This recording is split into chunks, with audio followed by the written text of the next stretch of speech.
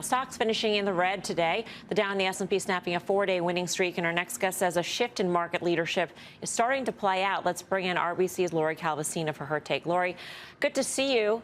I feel like you are, I don't want to say unicorn among strategists, but you're pretty bullish on this market. So where are we? Have we seen the worst for 2022 at this point? So look, I think the low that we made back earlier this month, it's not April yet, it was very close to what we call growth scare pricing. So we saw a 13% drawdown peak to trough. If you go back to the post-financial crisis era, we've had a number of different episodes where the market was genuinely scared that we were going to tip into a recession or see the financial system unravel again, but it didn't happen. And those all totaled about a 14 to 20% peak to trough type drop. Those were episodes in 2010, 2011, 2015, 2016, and late 2018. So we came very, very close. We have said that we can still see a path towards our target of 50-50 on the S&P 500 later this year. And as long as we can still see that path, we're not going to take our target down. Now, I do think that this leadership shift from value back to growth does help stabilize the market just because of the market cap composition. It's almost like bad news ends up being good news for the market in a way. Typically, when we see GDP trending below average, the growth trade tends to beat the value trade. Value really only works in a hot economy when GDP is running above trend. Our own economist took his GDP forecast down from about 3.5% to 2.5%, which is telling me that we're moving back towards that trend-like growth backdrop in the economy very, very quickly. And we think that actually pushes people back into secular growth stocks, but does end up helping to stabilize the market just a bit as well. On the path to 50-50, Lori, I mean, where does a consumer stand in terms of how the consumer fights inflation? I mean, how much of that is a headwind for this target? It's a headwind, but I think we have to keep in mind with the consumer that we are battling a number of headwinds, whether it's the sentiment issues out there, higher interest rates, gas prices have obviously been in focus lately, but we're coming at it from a position of strength. The consumer balance sheets have been very, very in much better shape than what we've seen in past episodes where the consumer has been weak when confronting some of these headwinds. I think we have to keep in mind that the consumer resilience has been questioned a number of times in recent years. The consumer continues to be underestimated and comes back and surprises to the upside. So we think it's very tough to bet against the consumer at this point in time. The way I think the market is treating the consumer right now and the economy and their question of recession more broadly is innocent until proven guilty. And I keep telling people we're very lucky that we have this whole arsenal of high frequency economic indicators that we used during COVID to keep an eye on.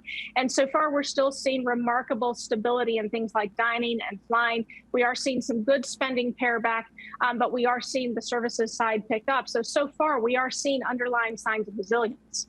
Hey, Lori, it's Tim. We're not seeing remarkable stability in the bond market. And are you concerned? I mean, this first quarter will have been proven to be the worst quarter for bonds in history. We just haven't had this start to a year. We haven't had this type of a down move for fixed income in aggregate. And that concerns me. Where do you fall in line on that? I definitely would put it higher on the list of things that I'm concerned about. And, just kind of broadening out in the fixed income discussion, looking at mortgage rates, I would say that concerns me a little bit more than what I'm seeing on gas prices recently.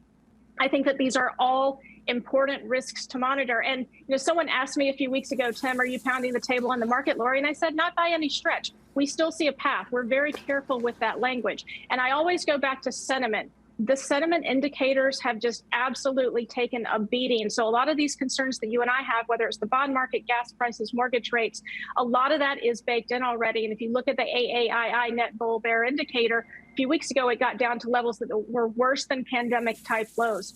So again, I think these are important risks to monitor, but I also think we have to take into account that a lot of this pain, a lot of this nastiness that we feel when looking at some of these indicators has already been baked in. Lori, always great to get your thoughts. Thanks for joining us. Thanks for having me. Lori Calvasina of RBC. Karen, do you think that everything's been baked in?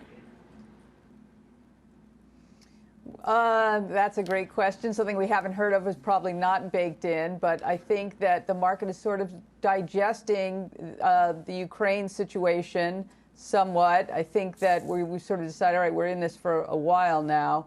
And, if Guy were here, he would say, Melms never bet against the American consumer.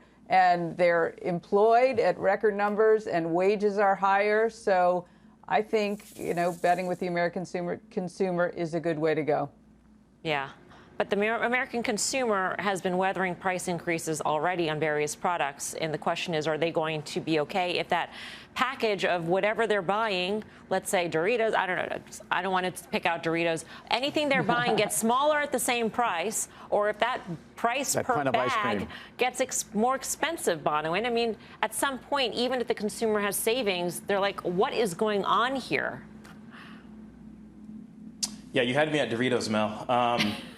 You know, we talk about consumer sentiment and consumer trends, and some of those have changed, right? You have an elevated number of consumers that are no longer in the workforce, no longer making themselves eligible. And that you can argue because of federal help or because of skills that they've learned or independent contract status, things of that nature.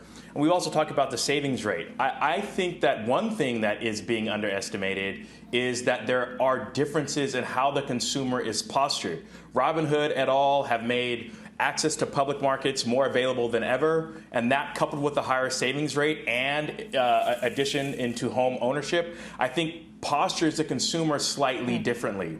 The move over to services also means that you're not tapping into credit markets, interest rates, and all those other dynamics that are part of the financial system to make your purchases. And I do think that also has some trickle-down effect. The last thing that I'll say in terms of like a bit of disparity between indicators and things that I don't think are necessarily being taken into consideration, if you look at the VIX or just the cost of protection or insurance within the market, that's trading back down towards cyclical lows, which, although a lot of these other indicators might point to bearish posturing, I think this says that there is a bit of laxness in the market. And so I think that those two things don't reconcile for me. It's an interesting point about posturing and how the consumer probably feels wealthier these days.